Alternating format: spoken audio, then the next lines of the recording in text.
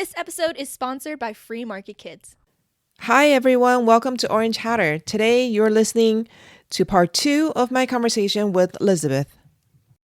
So, what is it about Bitcoin that makes you think it's something that can be a problem solver for what we just talked about? The way I kind of broke it down in my head, because sure, there's always a risk. It's new. But as I saw, I weighed it as an alternative. So I have this money that I get paid in, that I've been saving in. It's digital. That's the thing. Most people think that your money, you can always cash it out, but you can't cash out all of it because there's just not enough cash in the system. So yes, our dollar is digital already. And some people shy away from Bitcoin because it's all digital. But so I'm comparing two digital monies. One, I can verify, that there's a scarce amount, meaning I know how much Bitcoin there will be, how much is issued at this moment. I can look it up. And so I have this side-by-side digital money, and then I have the US dollar, which nobody knows how much is in the system. And nobody knows how much there will be. All we just know is that there will be much more in the future. And so you have one that is increasing in supply, and you have one Bitcoin that is decreasing in supply over time. And so I just looked at those, with this scarcity mindset, and one will become more valuable over time and one won't. And I've watched that happen personally. So it has convinced me already that saving in something that is scarce is much better than saving in something that you don't have any control over. Somebody else can take away your value by making more of it. You can't stop that. So the only way I thought I could stop it is personally if I opt out in some way. So that's how I think. Can you go back to your question? Is this answering it? Oh, absolutely. Absolutely. I'm just trying to paint a clear picture for someone who's trying to understand it, because it does sound almost fantastic. Like, the question might be, is that even possible? Can we literally exit our current monetary system? I hear a lot of people ask me, well, the government's not going to allow it. I hear there's so much. The government is not going to allow it. It's going to go to zero. I hear that a lot, right? So they don't believe that they can exit the system. And what I tell them is, it's not going to happen overnight. It's going to take time. And then, of course, the follow-up question would be, well, how long would it take? Because I can't put my money somewhere where I can't access it. For people who are just not able to save up even more than a few dollars every month because they're living month to month due to the cost rise being so unpredictable. I mean, we all know that inflation is part of life. We expect it, right? But we don't know. We can't predict how quickly price rises.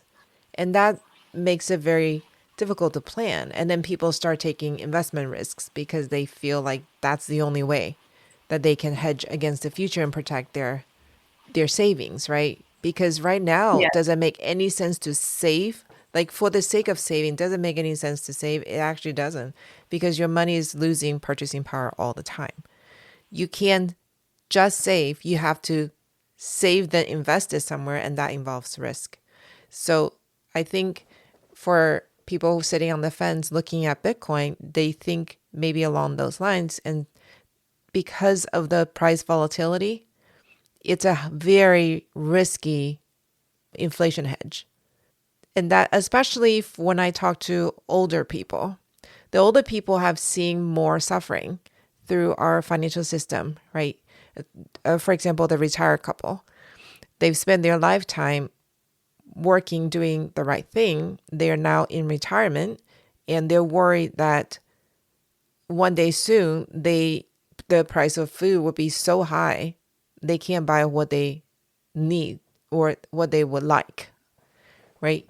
Yeah. They are convinced that the fiat system is broken, but they are not convinced that they should enter the Bitcoin space. So, I mean, I'm just curious how you handle that with somebody that is older and with the volatility. yeah, well, I know that my answer is not great, but I'll tell you what I tell them. I tell them it's gonna have to work itself through. It's almost like a evolution, right? You have to work through the beginning stages and then eventually to maturity. So the maturity is what we all dream of as Bitcoiners. We dream of the day when Bitcoin is the global currency and we are no longer slaves to inflation, monetary inflation, right? Or at least not slaves, victims of monetary inflation. That's our dream. But no one can truly predict how long it will take for us to get from here to there. Because yes, the government is not going to sit back and go, yeah, sure, go do whatever you want. We're exiting their system. They're going to put up a fight, right? So there's going to be some struggles until you get there. And it's true, if they're already in their 70s, it probably won't happen during their lifetime. So what I tell them is the best thing you can do right now is to educate yourself enough to tell your children about it. And so your children can tell your grandchildren about it. This will be for posterity. This, unfortunately, probably won't happen during their lifetime unless or live past 100. Who can tell, right? Yeah, that's true. I mean, my parents are in their 70s, and I still think it's probably a good idea to get some, because there's, even if it doesn't reach a certain level in their lifetime, they still have to decide what to do with the money that is incoming or that they have saved, because that is the melting ice cube that's losing the value. So even in their lifetime, they will have to put their money into something, because savings, the savings account, they just like everybody has to become almost an expert in finance, right? Maybe have a little more time in retirement, but usually people don't have time to really know what to invest in, because savings does get eaten up with inflation. It does. For this particular family, they've put their money in stocks and mutual funds. Yeah. And so they're now in the stage where they're withdrawing their funds to live on. And I can't tell them take it out of the fund and put it into Bitcoin because tomorrow it might drop 25%, but they need to live on that. So we actually had a very long discussion with them, and they are wanting to participate, but they fear participating when the price swing is so dramatic and they're having to live on the money. So I think it comes back to education and timing, because nobody can truly predict how this thing is going to play out, Yeah. And one thing I tell people as well, because a lot of people see the price and they think, wow, that's really expensive. But it's just that unit bias. So if you move the decimal over 1, instead of buying 1, could you buy 1/10 of a Bitcoin, which that makes it much more affordable. Right. Or even 100, to start with 100th, and then you're one out of, well, if you can get up to 1/10 of a Bitcoin, you'd be 1 out of 210 million units. And that's still if you had only 210 million units of any currency, and that was the most that would be the most of the supply. That's not even enough for every American to have 1/10 of a Bitcoin. Right. So some people talk about that, well, you don't put all your money in, even if you're young, or even if you're older, you start with maybe 1% or something. or a little bit each month. And that's if you want to know more about Bitcoin, I encourage doing something so that you can learn how to have Bitcoin. So you can learn how to hold Bitcoin. So if you get some, I think I learned way more about Bitcoin by being motivated once I had a little Bitcoin. And Yeah. that's true with most things. If you just uh, get some Bitcoin to start Yeah, with, have stake in it, right? Yeah.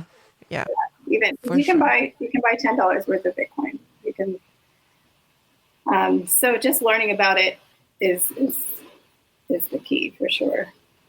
Yeah, so can you talk a little bit about your process? Because you sound really studious. It sounds like you've done a lot of self-study and you're self-motivated too. So, how did you start? Where did you start looking? And what was the progress like? I just remember that day being very curious once I heard the video just say when she said I only take Bitcoin, and she had this weird set of numbers and letters up, and I just thought, oh, I know nothing about this, but I was excited about it. I think I spent that day just hours, and I don't even know. I wish I remembered what I looked at, but I think I just looked at maybe talk forums and articles. Some of it probably wasn't even correct because I don't think people even knew what Bitcoin. Well, we still don't really know what the implications are, or what is Bitcoin. Nobody really has a great explanation. It can go in many ways. So I think I just read a lot of articles online, and then I would read a lot of comments below the articles, and they were always either extremely negative towards Bitcoin, like it wouldn't work, or then you'd read something where somebody was insightful about how it could help people in the future. So there weren't any books that I remember at the time. I didn't read any books, so it was all just online searches, and I do not remember where I went. I think it's gotten so much better over the Yeah. years. And so actually, I would say my knowledge has increased about some of the important things in the last 3 years. Hmm. I had a bit more time when everything shut down, like most people. And so I remembered that note to self, it's time to start learning more about Bitcoin. So Hmm. So how has your life changed since you found Bitcoin? How do you live differently? I would say when I found it, I don't know if it changed my life at all right away. I knew why I was getting Bitcoin was because I knew that our money was getting worthless. And so this was always like a backup for me anyway. So it wasn't hard for me to keep holding it. It was always my plan to just have it because as I was already looking for ways to get out of the dollar in Hmm. any way. So How do you see things differently now that you've been in the Bitcoin space with more in-depth understanding of it versus in the very, very beginning? that's true, yeah. So in the very beginning, it was just something to just in case. That's kind of what I did, and then um, it it changed into, I guess, almost something I was very fortunate to have. Meaning, I felt like this is really valuable to me, Hmm. and maybe that just took some time. And like I was very grateful to even know about it, and was grateful for having that knowledge about money in general because that's not something that we're taught. So I think overall I've been very grateful for it. Hmm. And then also what's great about Bitcoin is over time Bitcoin gives you time. So once you kind of have a little bit more confidence in the savings aspect of Bitcoin, and over time it does, maintain its value against the dollar. In fact, it supersedes it by far. Then you can start to maybe even slow down and think about what you want to do. So the time thing with Bitcoin has been probably the thing that's changed my life the most. That it's given me the gift of time. Thank you for joining us today. We will continue this conversation tomorrow. Be sure to come back and hear the rest. See you next time.